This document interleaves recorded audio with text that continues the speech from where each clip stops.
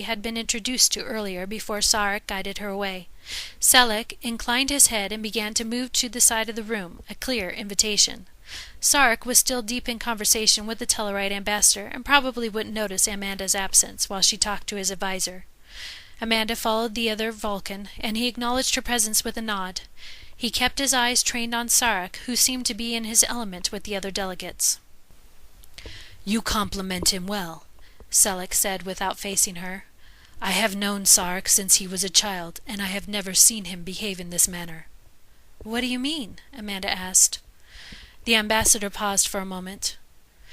"He seems more at ease than I have ever seen him," he said. "He was always a studious boy. His skills and research at the Vulcan Science Academy is widely renowned. I must admit that I often considered that he would become secluded in his research, and would only emerge when he had made a new discovery. I was quite astonished when he accepted his current position." He turned to Amanda, his entire focus now on her. If she hadn't had a backbone, Amanda probably would have liquefied from such intense scrutiny. Selek continued. "Now I find myself even more astounded by his continued association with you. He will often bring you up in conversation. He has even declined several possible engagements in favor of your company. Now he brings you here and is more—" He paused, as if searching for the right word. "Passionate than I have ever seen him before. I have never heard these carefully reasoned opinions that he is now expressing. He often asks for your input and listens quite attentively to your views." Amanda was taken aback by his statement. "Sarek is always this way." "I am not acquainted with this Sarek," Selek replied. "It seems almost as if I have never met him before tonight, as if I have only known a shadow of his true self all of these years. I find myself quite unexpectedly looking forward to, as you humans say, getting to know him better." He continued to study her, as if trying to uncover her secrets. His revelation surprised Amanda, and she didn't know how to respond. Fortunately, Sarek appeared at her side. He greeted the ambassador with a nod, and as if sensing Amanda's discomfort, said to her, "It has been brought to my attention that I have been remiss in my duties as your companion. May I have this dance?" Amanda smiled up at him, the memory of their first date flitting across her mind. "Of course." She turned to Selek. "It was nice to talk to you, Ambassador. A very enlightening conversation. May you live long and prosper." Sarek raised a brow, and Amanda grinned, deciding at that moment she would never share the ambassador's words with him. It was exhilarating to know that, like her, Sarek was affected by their relationship, that she had been the one to bring him out of his shell. Amanda had never before felt so alive as when they were together. She grabbed one of Sarek's hands and led him to the dance floor, where they danced and talked the rest of the night away.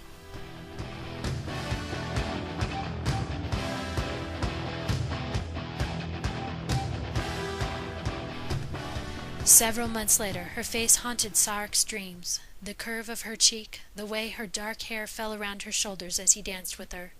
He could hear her laughter ringing like a bell, a sound that reverberated throughout his body. Her eyes seemed to refract an inner light, as if her katra could outshine a star-gone supernova. She was splendid. She was what he needed, what he craved. The dreams always ended the same, with her reaching toward him, pain etched on her features. Every cell in his body would demand that he take her hand, that he pull her to him to join their minds and bodies, but he turns away instead. He burned.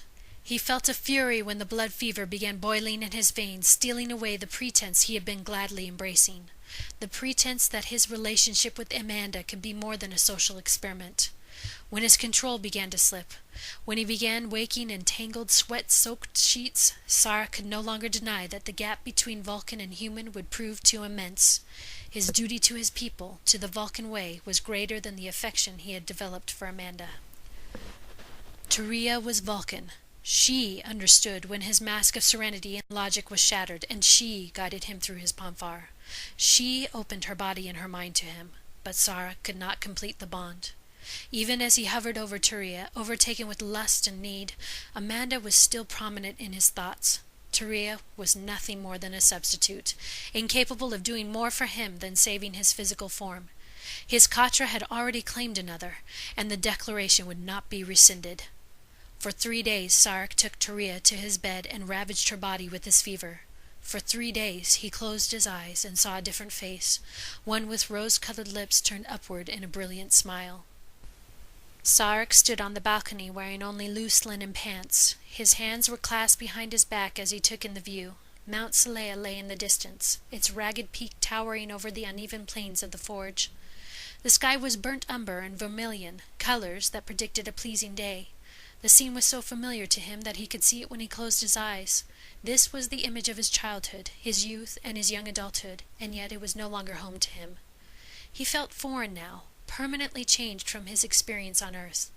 Amanda had made the lush blue and green planet a place where he felt more at ease than he had his entire life on Vulcan. The fires of his Podfic had been cooled for many days, but his renewed composure could not completely still the sense that he had betrayed Amanda by leaving her. Enough! It was illogical to go down this path. Sarek had made his choice, and he would fulfill his obligations. He would stay on Vulcan, marry Turia, and raise their child, if one had been created with this joining.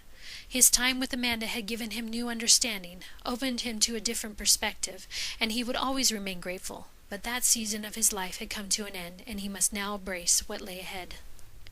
Sarek, Turia's voice was quiet as she joined him on the balcony. I must speak with you. She had been with the healer, and Sarek was certain she would now tell him if the Podfic had brought new life. He faced her, projecting the calm that he did not quite feel. Speak your mind. I am with child. With her announcement came the sound of a lock being turned, barring him completely from any hope of a life with Amanda. This is good news, he said in an even voice. It was good news, and he was pleased, but it did not stop his mind from considering what it would be like to hear the same words come from Amanda's lips instead. But of course, he never would. Troubled times, caught between confusion and pain,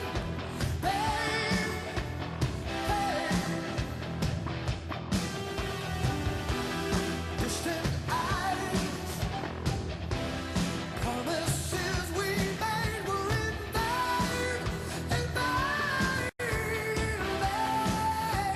I do not know why you insist on returning to Earth, Turia said more than a year after Sarek's Podfic. You have a stable position at the Science Academy. There is no logical reason for you to change your career in order to return to such a backwards planet. She did not hide the contempt in her voice. I have made my decision, Turia, Sarek explained. He refused to be swayed by his post-bondmate's lack of emotional control.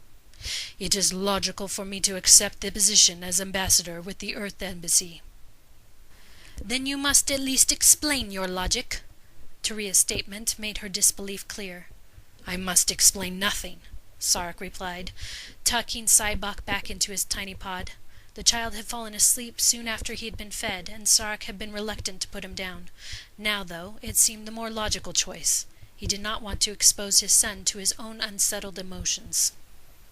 Sarek turned back to Turia. I have been informed of your intentions to bond with another. She stepped back. I see. I understand the logic of your decision, but I cannot remain here if you follow through with this plan. I care little if your bondmate takes my place in your life. However, my logic would fail me if I had to watch him raise our son. Sybok is precious to me. Turia nodded and leaned over Sybok's pod, running a gentle finger over the tip of his ear in a soothing manner. Perhaps you are right to go back to Earth. I do not want Sybok to be influenced by your interest in humans. Sarek traced Sybok's other ear, resisting the urge to scoop his son up and take him out of Turia's reach. He did not have the right to do so in this situation. He had not bonded Turia, and by law Sybok was hers to raise as she saw fit. You will still allow me to see him? Sarek asked. Yes, I will allow you to see him, Turia answered with a flat expression, but he will be raised as my bondmate's son. Sarek nodded. This was the best possible solution, of course, even if it was not the most agreeable. Sybok would have better opportunities if he was raised as the son of a bonded pair. This knowledge, however, did not quell Sarek's displeasure. Knowing Amanda was waiting for him on Earth gave him the strength to remain calm in this difficult situation.